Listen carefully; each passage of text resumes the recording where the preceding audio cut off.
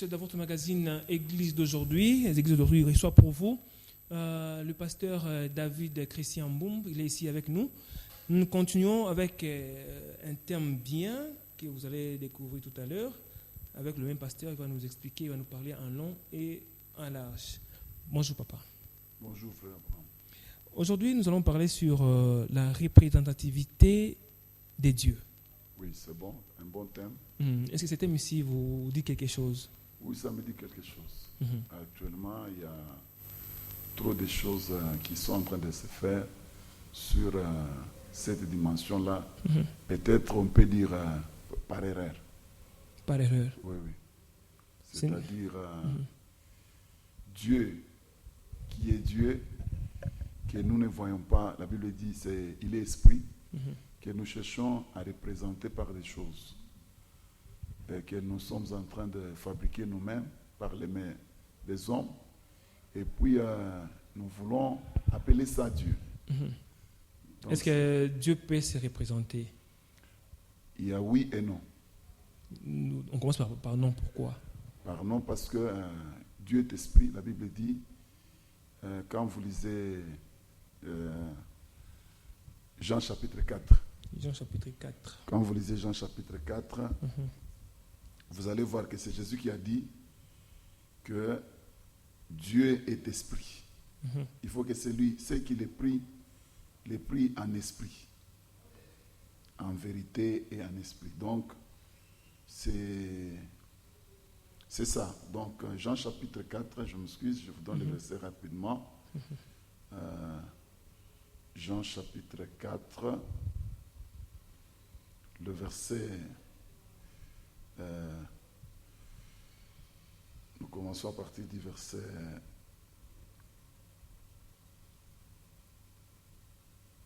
du verset 21. Quand moi l'air vient, ce ne sera ni sur cette montagne, ni à Jérusalem que vous adorerez le Père. Le verset 22, vous adorez ce que vous ne connaissez pas, nous adorons ce que nous connaissons, car le salut vient des Juifs. 23, mais l'heure vient, elle est déjà venue, où les vrais adorateurs adoreront le Père en esprit et en vérité. Car ce sont là les adorateurs que le Père demande. Le verset 24 qui dit Dieu est esprit. Il faut que ceux qui l'adorent en esprit et en vérité. C'est-à-dire, c'est Jésus qui est Dieu qui a parlé, parce qu'à ce temps-là, il y avait les Samaritains d'un côté, les Juifs aussi de l'autre côté. Et les Samaritains ne partaient pas à Jérusalem parce que l'endroit qu'il fallait aller adorer le Dieu, c'était à Jérusalem.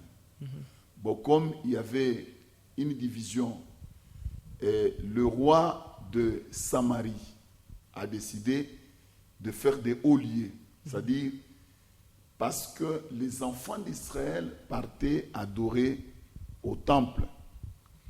Et maintenant qu'ils n'ont pas de temple à Samarie, le roi de Samarie, il a créé une montagne où les gens devaient commencer à aller adorer. Voilà pourquoi Jésus dit, ce n'est ni sur cette montagne ni à Jérusalem, mais l'heure vient où vous devez adorer Dieu en esprit et en vérité. Voilà. Donc c'est ça. Donc maintenant, vous avez dit non.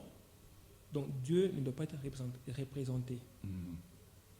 Dieu ne doit pas être représenté. Dieu est esprit. L'image de Dieu n'existe pas. L'image de Dieu dans ce monde n'existe pas. Alors oui, pourquoi? Bon, oui, parce que il y a des gens. D'abord, je commence par les hommes. Parce que quand nous parlons de la représentation, nous voyons quelqu'un qui a reçu le mandat de parler à votre nom quelque part. Oui, parce qu'il y a des gens qui ont reçu le mandat de parler de Dieu. Moïse, il a représenté Dieu devant les enfants d'Israël.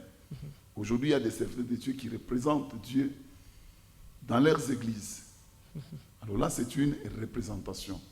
Maintenant, dans ce thème, il faut faire la différence à quel niveau où nous sommes en train de parler de la représentation. Ok. C'est-à-dire représenter Dieu par une image, ça, je peux dire non. Représenter Dieu comme un mandataire, ça existe. Parce que là où j'ai dit non, j'ai dit parce que j'ai donné Jean chapitre 4 comme référence, le verset 24. Parce que Dieu est esprit, il faut ce qu'il adore un esprit. C'est non. Donc Dieu ne peut pas être représenté parce que Dieu est esprit. Raison pour laquelle, quand il a convoqué les enfants d'Israël au mont Sinaï, Moïse a dit, ils n'ont pas vu quelque chose, mais ils ont seulement entendu. Dieu a dit, parce que vous n'avez pas vu quelque chose qui vous parlait, mais vous avez seulement entendu, n'allez pas tailler des images pour dire que nous avons vu Dieu à une forme quelconque que nous pouvons reproduire afin d'être représentés. Oui, parce que Dieu, il peut se choisir des mandataires, les envoyer. Jésus a dit, je vous envoie. Donc à la place de Jésus, Jésus a envoyé des gens. Ces gens-là sont des représentants de Jésus. Ce sont des mandataires, les serviteurs de Dieu. Dieu, en Exode chapitre 3, il a appelé Moïse. Au verset 8, il dit, j'ai vu la souffrance qu'en dit Israël en Égypte. Je connais ces souffrances, j'ai entendu décrire tout ça. Il dit au verset 8, je descends. Mais au verset 10 du chapitre 3, Dieu envoie Moïse. C'est-à-dire, Dieu est descendu à Moïse. Le Dieu qui a dit à Moïse que je vais descendre, il est descendu à Moïse. Il est venu en forme de Moïse pour libérer Israël. C'est pourquoi quand vous lisez Exode chapitre 7, vous allez voir que le verset 1, Dieu dit à Moïse, je t'ai fait Dieu devant Pharaon. C'est là Dieu peut être représenté par le gens que lui-même envoie. Mais quand nous parlons de la représentation, il y a quelque chose que nous devons retenir. Si un homme représente Dieu, si un homme est envoyé par Dieu, il n'est pas Dieu totalement. Pourquoi je dis ça? C'est parce que devant un Dieu, devant notre Dieu, nous nous prosternons. On ne peut pas se prosterner devant un homme, un mandataire de Dieu. On ne peut pas adorer Moïse, un pasteur, comme on adore Dieu. C'est ce qui montre que c'est une représentation partielle. Ce n'est pas une représentation totale de Dieu. Parce que tout ce que vous avez à faire, ou bien vous devez faire à Dieu, comme par exemple l'adoration, vous ne pouvez pas le faire à l'homme. Pierre et Jean ont guéri un boiteux. Et quand ils sont entrés, les gens ont connu cette histoire, ils étaient à l'admiration de tous les hommes. Pierre a compris, il a dit à ces hommes-là, vous nous regardez comme si c'est nous qui avons fait ça. Nous ne sommes que les instruments, c'est Dieu qui a fait ça. Paul chez les Corinthiens, quand vous lisez le chapitre 4, il refuse qu'il soit adoré. Il dit, nous sommes des instruments. Nous sommes des instruments, nous ne sommes pas des dieux. Vous comprenez? Mais ils ont reçu le mandat de représenter Dieu. De représenter Dieu. Alors pasteur, mais quand nous regardons dans la Bible, Dieu a été représenté dans la Bible. Il a été représenté. Oui. Par quoi? Par l'Arche de l'Alliance. L'Arche de l'Alliance. L'Arche de l'Alliance représentait Dieu. Donc, quand vous avez l'Arche de l'Alliance, vous avez Dieu. Est-ce qu'aujourd'hui, si on peut le faire? Donc, quand vous voyez l'Arche de l'Alliance, vous voyez Dieu. Oui. Mais cette arche-là, dans la guerre, le temps d'Élie, a été prise par les ennemis. Oui. Oui, parce On qu'il y l'a- avait on- un tort. On l'a amené. Donc, c'est Dieu qu'on a emporté vers les pays Les des Philistins, ennemis. oui, oui. Donc c'est Dieu qu'on a emporté. Donc on peut venir, on vous bat. Les enfants d'Israël sont morts, les autres sont partis. Mais Dieu Dieu reste. est allé avec les ennemis. Non, non. C'est là où il faut bien comprendre. Dans l'histoire de l'âge commence en Exode chapitre 25. Dieu dit, vous allez me faire l'arche. Quand vous lisez la Bible, je crois que c'est à lire, vous allez comprendre à quel niveau l'arche a représenté Dieu. Je crois que c'est Exode chapitre 25, le verset... nous commençons à partir du verset 10. Ils feront une arche de bois d'acacia, sa longueur sera de 2 coudées et demi. Exode 25, 10. 25, Je commence à partir du verset 10. Ils feront une arche de bois d'acacia, sa longueur sera de 2 coudées et demi, sa largeur d'une coudée et demi et sa hauteur d'une coudée et demi. Tu la couvriras d'or pur, tu la couvriras en dedans et en dehors. Tu feras une bordure d'or tout autour. Tu fondras pour elle 4 anneaux.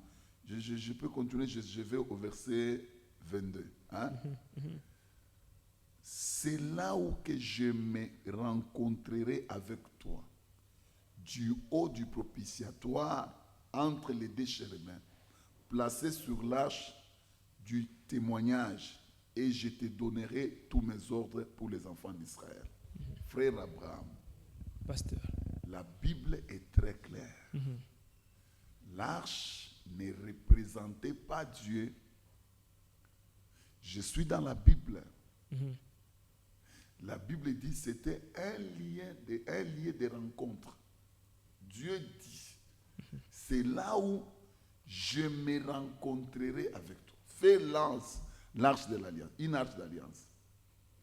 Dieu décrit la composition de l'arche, la matière qu'il faut utiliser, les mesures qu'il faut prendre, qu'il faut donner à cette arche. Dieu décrit tout. Il recommande ça à Moïse. L'arche n'est pas encore faite, n'est pas encore fabriquée. Dieu dit à Moïse l'importance, le but de cette arche, les lieux de rencontre. Si on n'est pas très théologique, un lieu de rencontre veut dire en français un lieu de rendez-vous.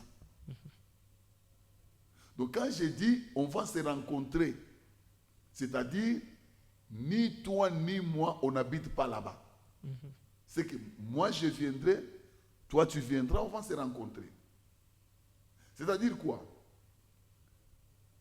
Dans les temps de Moïse, quand ils sont sortis de l'Égypte, ils campaient des endroits différents. Quand ils font leur camp, il y avait plusieurs tentes qui servaient pour habitation des familles et des gens. Mais il y avait une tente spéciale qu'on appelait tabernacle, qui avait 3 parties. Le parvis, le lieu saint et le lieu très saint. Dieu n'était pas dans les parvis, Dieu n'était pas dans les lieux saints, Dieu était dans les lieux très saints. Et dans les lieux très saints, Dieu n'était pas partout. Dieu était à l'arche. Et à l'arche, ce n'est pas toute l'arche que Dieu était présent. Il y avait au-dessus, sur la couverture, quelque chose qu'on appelle propitiateur. C'était une plaque là où il fallait mettre les chérubins. Les chérubins étaient en face, ils se regardaient. Au milieu là, c'est là où Dieu dit à Moïse, c'est là où on va commencer à se rencontrer. Dieu ne dit pas que j'habite là-bas, il dit, c'est là où je vais commencer à te rencontrer. Donc si tu y arrives, tu entres au parvis, tu dépasses les parvis, tu entres dans les lieux saints, tu dépasses les lieux saints, tu y arrives en face devant l'arche. Je vais te rencontrer entre les deux chérubins. C'est ça la Bible. Exode 25, 22. Alors, si je comprends bien, donc, nous aussi, on peut se fabriquer l'arche, là où on peut commencer à se rencontrer avec Dieu. Non. Parce que les enfants d'Israël ont marché avec l'arche de l'Alliance. À chaque fois, quand ils marchaient, Dieu disait donc, fais passer l'arche avant tout le monde. Donc, on place l'arche de l'Alliance avant tout le monde, donc, qui représentait Dieu. Si les enfants d'Israël, ils ont l'arche de l'Alliance, ils ont la victoire. Non, la fois passée, le temps d'Élie, ils avaient l'arche d'alliance, mais ils avaient l'échec. L'arche Oui. même a été confisquée. Oui, bon, parce que C'est déjà un enseignement pour dire que Dieu n'était pas dans l'arche. c'était Dieu- Ophni Dieu- et ou bien Phinéas. Dieu n'était pas l'arche. Seulement, c'était un lien de rendez-vous avec Moïse, avec les enfants d'Israël. C'est ça. Parce que Ophni et Phinéas, ils avaient péché contre Dieu. Ouais. Et comme Dieu n'aime pas le mélanger, Dieu n'aime pas rester là où il y a le péché, c'est pourquoi ils ont volé l'arche. Ils ont pris l'arche, on les a confisqués. L'arche est partie, et puis l'arche est allée manifester sa puissance Devant Dagon. devant Dagon. Maintenant, c'est la question qu'il faut se poser. Donc, on ne peut pas se fabriquer l'arche. L'arche n'est pas Dieu. Parce que l'arche a montré sa faiblesse quand on l'avait confisqué par les Philistins. C'est pour dire bien que c'était les lieux de rendez-vous. Et puis l'arche avait une mission spéciale de ce temps-là qu'on l'a fabriqué jusqu'à le temps où Nabucodonosor, au 6e siècle, il est venu détruire les temples. On ne parle pas de l'arche. L'arche a disparu. Alors, ce qui fait que Dieu pouvait choisir encore un autre lieu pour rencontrer son peuple. Vous savez que les enfants d'Israël, ils avaient cette habitude-là. Si Dieu les rencontre quelque part, ils font un monument ou bien ils commencent à respecter cet endroit. C'était ça les enfants d'Israël. Mais cela ne veut pas dire que nous devons avoir des lieux ou bien des choses qui représentent Dieu. On ne peut pas se fabriquer. Je vais vous donner un exemple. Je suis avec vous. Vous également, je vous vois. Nous avons des bagues. Moi, quand vous me voyez, donc sans me poser la question, vous connaissez déjà que je suis marié. J'ai une femme. Donc, derrière cette bague, il y a une femme. D'ailleurs, elle a fêté le 11 de ce mois ici son anniversaire. Amen. À qui je souhaite Joyeux joyeux anniversaire. Oui. Maintenant,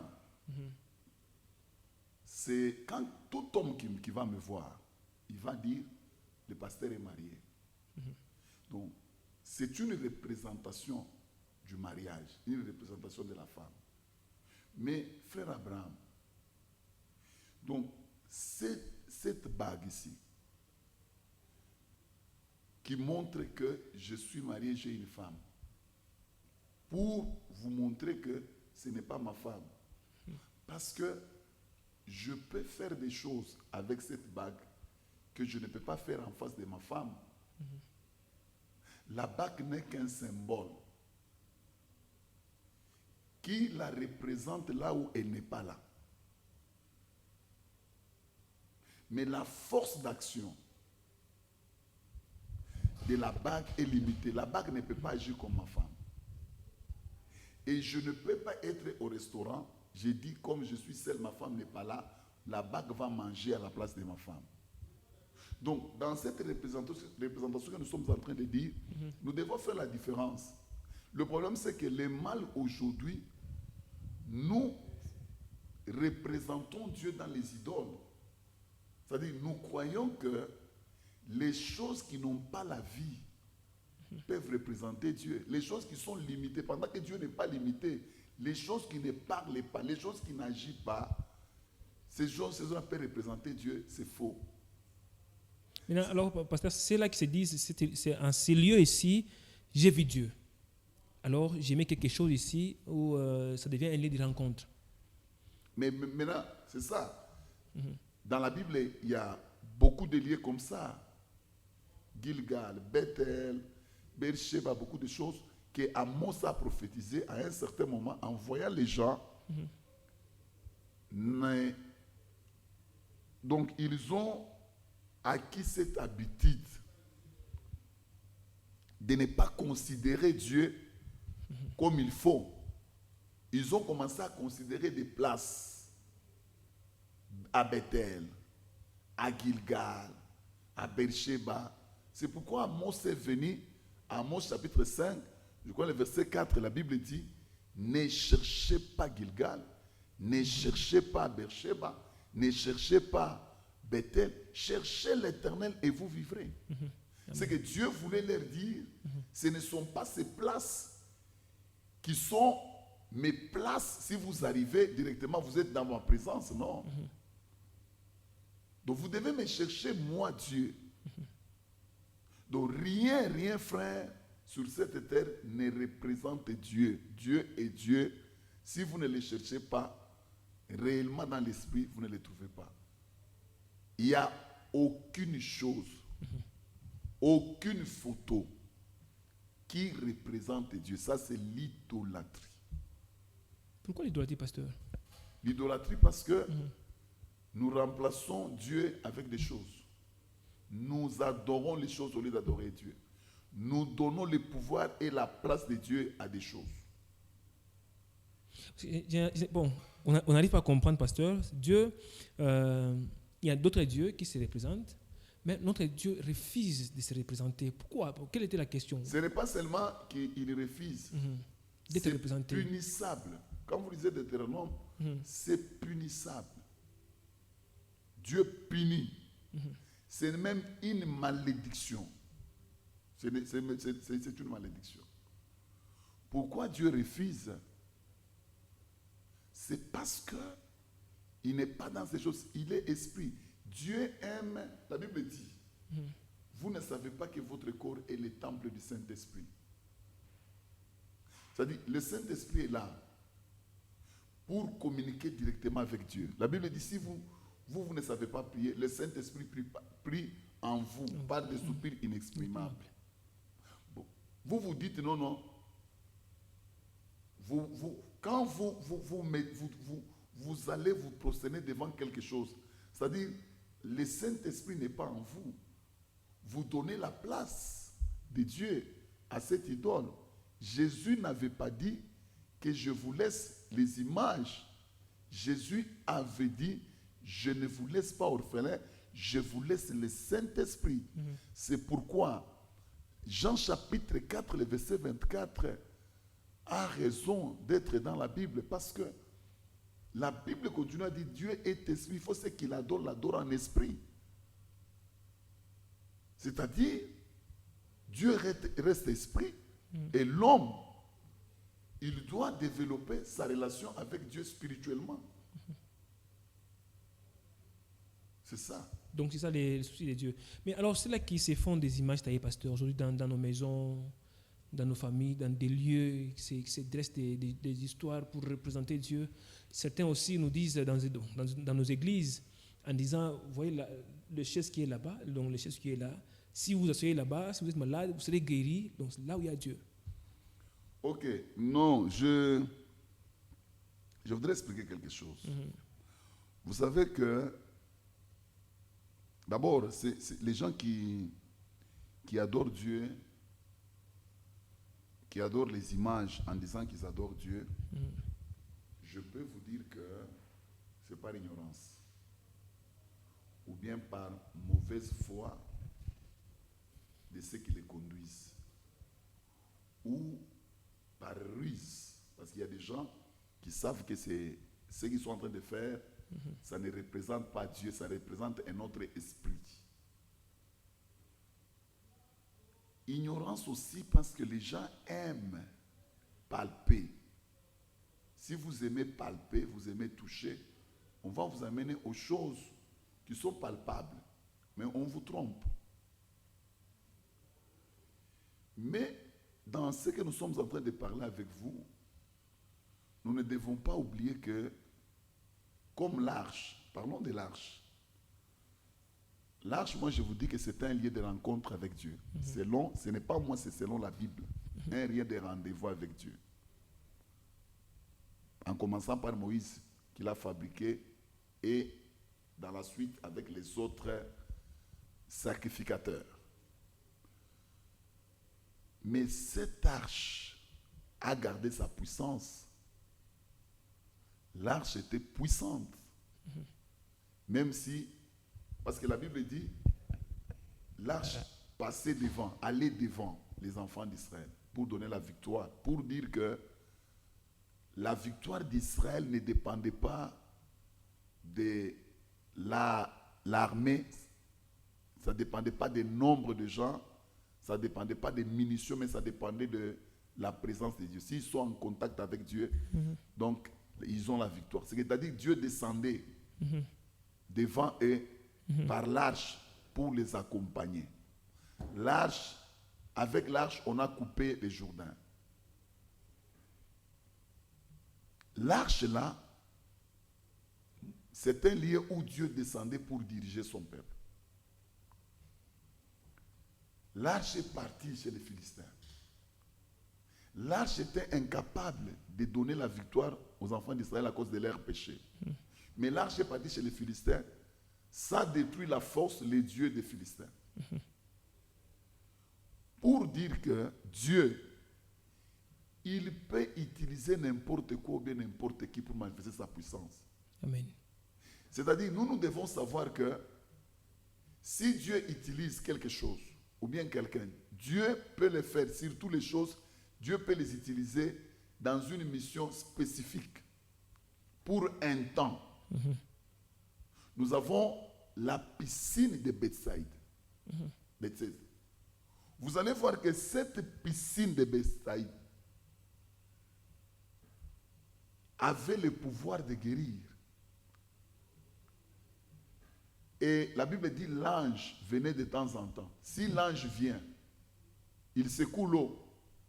Vous entrez le premier, vous êtes guéri. Si vous entrez le deuxième, vous n'êtes pas guéri. C'est-à-dire la puissance n'était pas dans l'eau, la puissance n'était pas la piscine, la puissance venait d'en haut. Amen. Il n'y a personne qui a pris cette eau, c'est ça même l'idolâtrie. Il n'y a personne qui a pris cette eau pour amener ça chez lui. Pour Mais dire si c'était notre temps ici, ça allait être si compliqué. c'était à notre temps, La Frère piscine Abraham. allait être vidée. Frère Abraham, je voudrais par ton micro même dire aux gens, je n'ai jamais été à Jérusalem. Peut-être que je visiterai si Dieu le veut. Mais moi je trouve que c'est un péché, c'est une erreur. Quand vous allez à Jérusalem ou bien en Israël, vous commencez à adorer les endroits où Jésus était passé. Vous prenez l'eau du Jourdain, vous vous faites encore deuxième fois baptiser. Parce que Jésus était baptisé là. C'est ça même l'idolâtrie. Nous adorons. Si Jésus avait laissé même un cheval, même une parcelle, je crois que les arbres de cette parcelle n'allaient pas exister. Parce que les gens aiment l'idolâtrie. Amen. Donc là où Jésus a touché, et que si je touche, je serai guéri. Moi je dis, Dieu peut le faire. Il a utilisé l'âne de Balaam pour que l'âne de Balaam parle. Après avoir donné le message à Balaam, l'âne n'a pas encore, n'avait pas continué à parler. Dieu a utilisé les sels pour purifier l'eau de Samarie avec Élisée. Dieu a utilisé beaucoup de choses. Donc, s'il y a une révélation que Dieu donne une révélation, pour quelque temps, il dit, assis-toi sur la chaise où le pasteur était assis, tu seras guéri. C'est une révélation, c'est par révélation. Mais aujourd'hui, qu'est-ce qu'on fait? Si on vous dit que là-bas, Dieu a utilisé de l'eau, c'est fini, l'eau devient une idole, devient une représentation de Dieu. Les fruits et autre chose, c'est ça l'erreur. Je demande même aux pasteurs, même aux serviteurs, ils savent, même nous tous, ça nous arrive. Vous arrivez quelque part pour prier pour quelqu'un, vous commencez à prier, Dieu vous dit non, non, prends seulement de l'eau, donnez-lui, priez sur cette eau.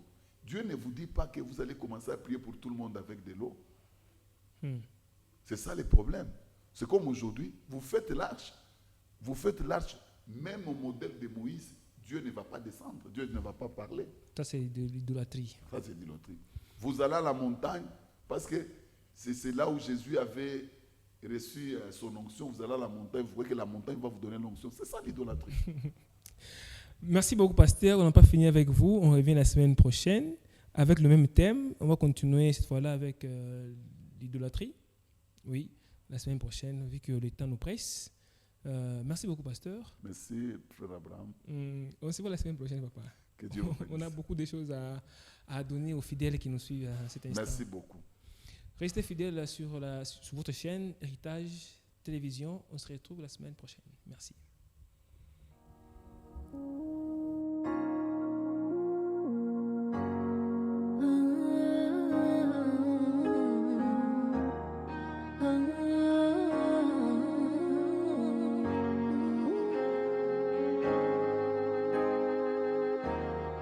tango yangoyo